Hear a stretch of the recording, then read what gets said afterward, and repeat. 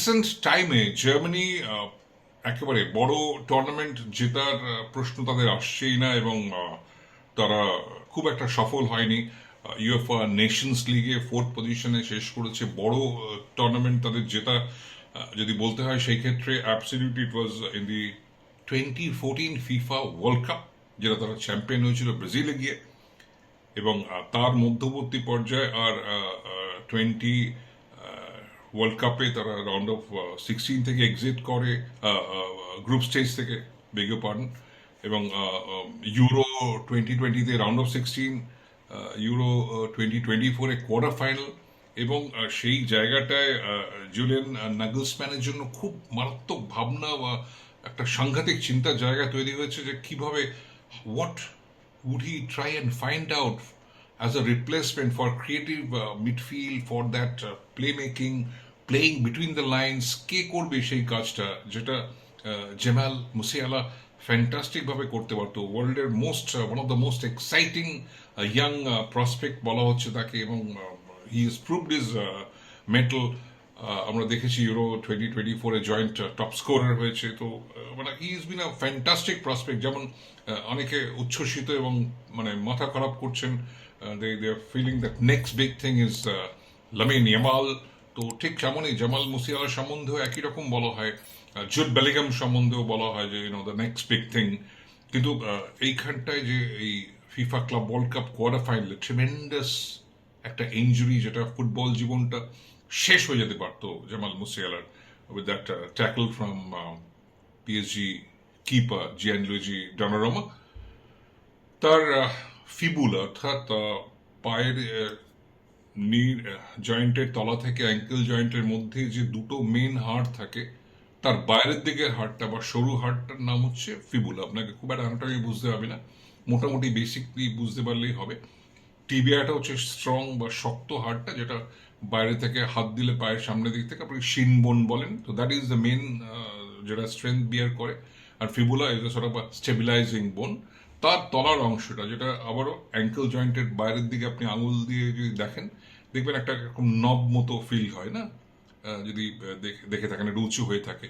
তো that is a head of fibula, যে জায়গাটা ইঞ্জুরিটা তার একটু আশপাশে পুরোটাই হয়েছিল। এবং গোটা অ্যাঙ্কেল যে জয়েন্টটা, সেটা ডিরেঞ্জমেন্ট হয়ে গেছিল, অর্থাৎ পুরোপুরি একটা ঘেঁটে হয়ে গেছিল বলতে পারেন, ছিঁড়ে গেছিল, লিগামেন্টস গুলো টর্ন হয়েছিল, স্ট্রেচড হয়েছিল।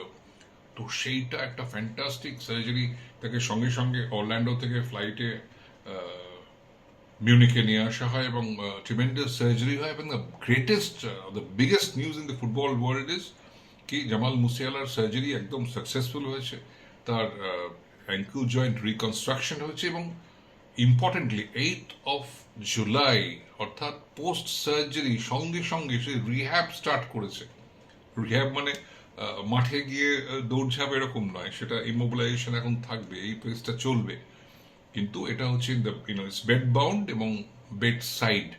তার কারণ বেসিক্যালি শরীরের অন্য মাসলস, এবং ইম্পর্টেন্টলি আরেকটু পরে মেবি আফটার উইক আর 10 days কার্ডিও একই সঙ্গে তাকে শুরু করতে হবে, সো দ্যাট ওভারঅল যে বডি ফিটনেস সেটা থাকে। বাট দ্য কোয়েশ্চেন ইজ, এখন এই স্টেজের পরে with the showing in the UEFA Nations League বা হোয়াট এভার, নাগলসম্যান কি করবে, whom do he look up two?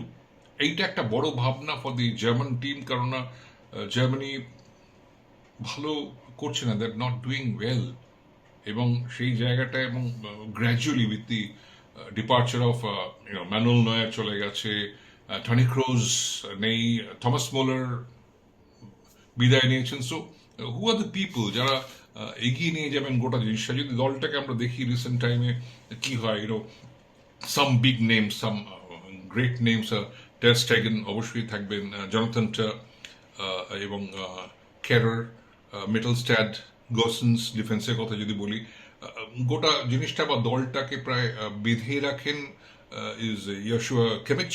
অবশ্যই ফ্লোরিয়ান ভিটস নিয়ে খুব বিরাট আলোচনা হচ্ছে, ক্লাব লেভেলেও তাকে নিয়ে প্রায় টানাটানি চলছে।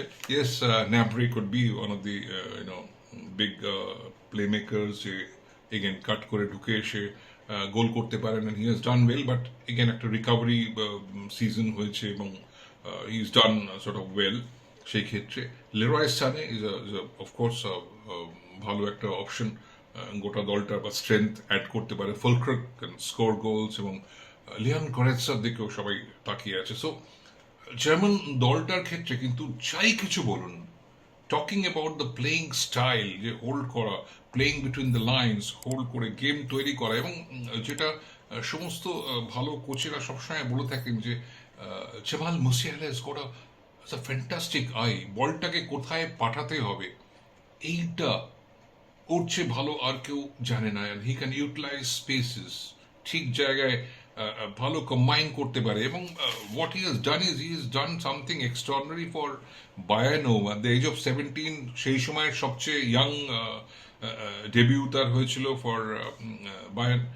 এবং what he has given for the club is fantastic. 5টা বুন্দেসলিগা, 3টে জার্মান কাপ, একটা চ্যাম্পিয়ন্স লিগের মধ্যে এসছে। So he's proved his quality, his strength.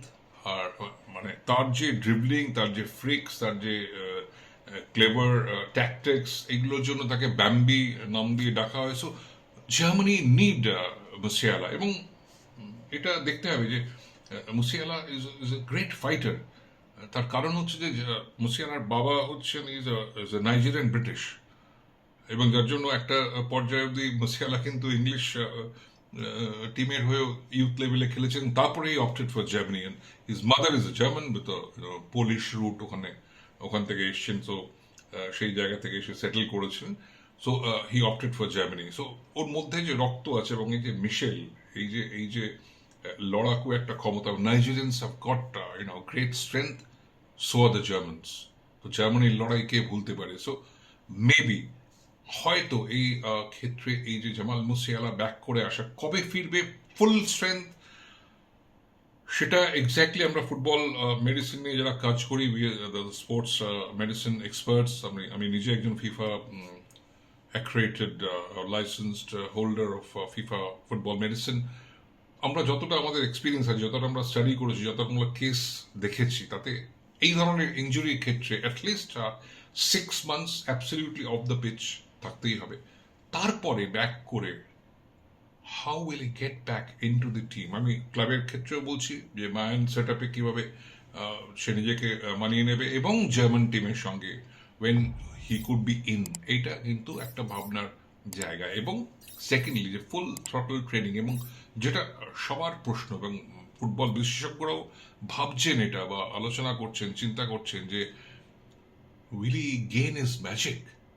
সেটাই হচ্ছে মূল জায়গা, যে মুসিয়ালা তার যে ম্যাজিক যে দেখায়, because he is right now পৃথিবীতে অ্যাক্লেমড অ্যান্ড ফেমাস জুনিয়র প্লেয়ার্সদের মধ্যে ইজ ওয়ান অফ দেম। যেমন আমরা লামিন ইয়ামাল নিয়ে ভীষণ রকম আমরা কথা বলি, আর্দে গুলার নিয়ে কথা বলি, আমরা জুড বেলিংহাম নিয়ে কথা হয়। তো এগেন মুসিয়ালা তার ছাপটা কিন্তু রেখে গেছে। সো কখন কিভাবে মাঠে তার সমহিমায় ফিরবে, এইটার জন্য কিন্তু গোটা ফুটবল ওয়ার্ল্ড ওয়েট করছে, আমরা ওয়েট করছি যারা ভালো ফুটবল দেখতে চাই।